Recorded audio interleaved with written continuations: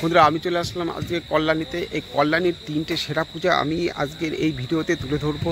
কল্যাণীর সেরা 3টের মধ্যে আছে কল্যাণী আইটিআই মোড়, আর তাছাড়া আছে এনআইন স্কোয়ার এর পুজোটি, যেটা এবারে দিল্লির অক্ষরধাম মন্দিরের আদলে তৈরি হচ্ছে, আর আছে রথতলা, কল্যাণী রথতলা, যেটা হচ্ছে প্রেম মন্দির।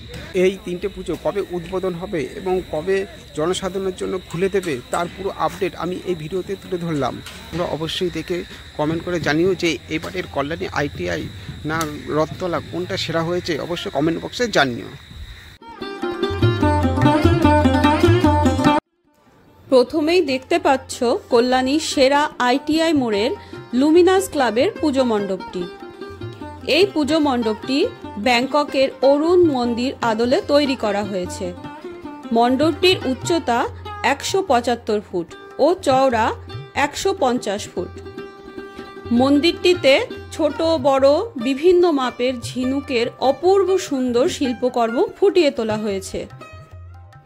ক্লাব কর্তৃপক্ষের থেকে জানতে পারলাম এই আইটিআই মোড়ের মণ্ডপটি দ্বিতীয়ায় অর্থাৎ 4 অক্টোবর জনসাধারণের জন্য খুলে দেয়া হবে। এই মণ্ডপের প্রতিমা প্রায় 70 থেকে 80 কেজি সোনার অলংকারে ভূষিত হয়েছে।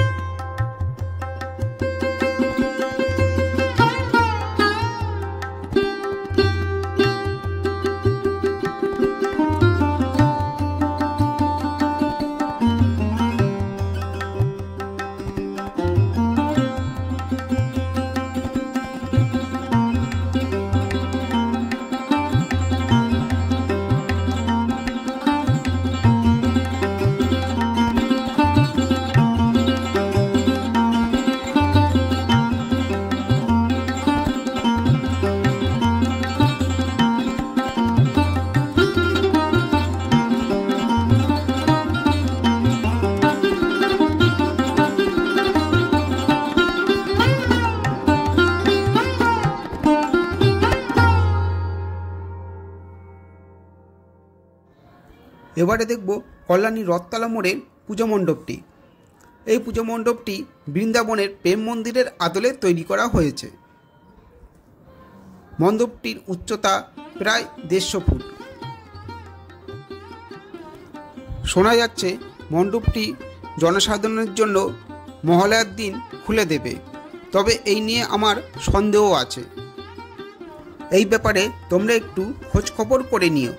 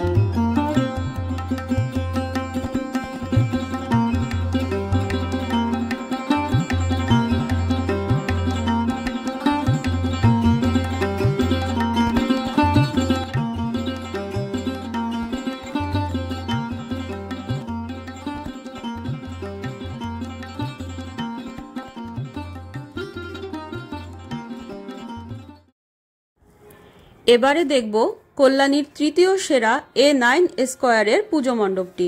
দিল্লির অক্ষরধাম মন্দিরের আদলে এই মণ্ডপটি তৈরি করা হয়েছে। এবারে 53তম বর্ষে পদার্পণ করল। এই মণ্ডপটি কল্যাণী স্টেশন থেকে হেঁটে 5 মিনিটে পৌঁছে যেতে পারবে। এই মণ্ডপটির উচ্চতা 110 ফুট ও চওড়া 130 ফুট। এই মণ্ডপটিও সম্ভবত 4 অক্টোবর জনসাধারণের জন্য খুলে দেয়া হবে।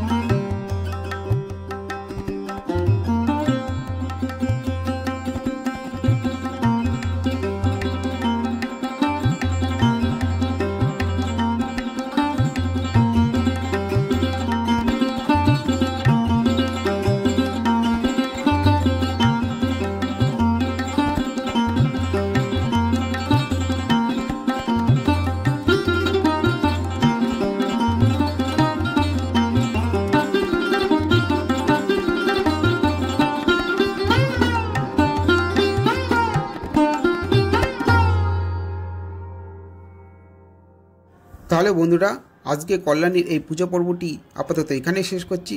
দেখা হবে পরের ব্লগে। ভালো থাকবে।